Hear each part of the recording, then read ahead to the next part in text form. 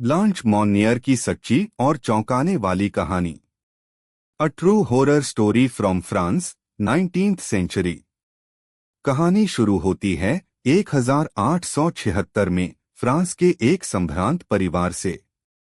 Blanch मॉनियर एक खूबसूरत, पढ़ी लिखी और प्रतिभाशाली लड़की थी जो फ्रांस के पोर्टियर्स शहर में एक अमीर और प्रतिष्ठित परिवार में रहती थी। उसके माता पिता उसे एक बड़े घर में सख्त अनुशासन के साथ पाल रहे थे। ब्लांच को हुआ प्यार, पर यह गलत इंसान से था। 19 साल की उम्र में ब्लांच को एक गरीब लेकिन समझदार वकील से प्रेम हो गया। जब उसकी मां मैडम मॉनियर को यह पता चला तो वह क्रोधित हो गई। एक अमीर इज्जतदार परिवार की बेटी एक गरीब आदमी से शादी करे, यह समाज में शर्म की बात मानी गई। मां ने लिया भयानक फैसला। ब्लांच को घर की एक अंधेरी छोटी सी कोठरी में कैद कर दिया गया ताकि वो भूल जाए अपना प्यार। और फिर 25 साल तक ब्लांच मॉनियर को उसी कमरे में बिना धूप, बिना ताजे हवा, बिना इंसानों के संपर्क के रखा गया। परिवार ने सभी को कह दिया कि ब्लांच अचानक लापता हो गई है और कोई नहीं जानता कि वह कहाँ है। लेकिन एक दिन सब कुछ बदल गया।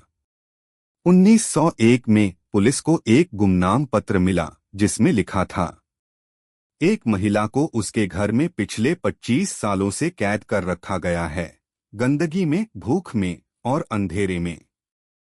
पुलिस ने तुरंत उस घर पर छापा मारा। जब वे ऊपर गए, दरवाजा तोड़ा तो जो उन्होंने देखा वो दिल दहला देने वाला था। ब्लांच मॉनियर अब 52 साल की कंकाल जैसी दिख रही थी, नग्न अवस्था में एक सड़े हुए पलंग पर लेटी थी। कमरे में धूप की एक किरण भी नहीं थी और बदबू से पुलिसकर्मी चौंक गए। क्यों मां ने किया ऐसा?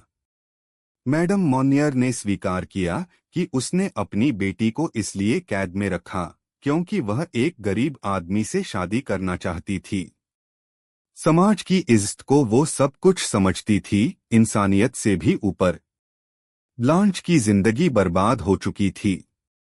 वह मानसिक और शारीरिक रूप से टूट चुकी थी, लेकिन उसे अस्पताल ले जाया गया और बचाया गया।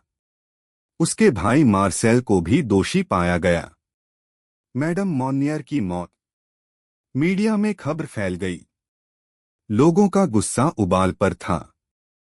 कुछ ही दिनों में ब्लांच की मां की हृदयाघात से मौत हो गई। ब्लांच बच तो गई पर कभी ठीक नहीं हो पाई।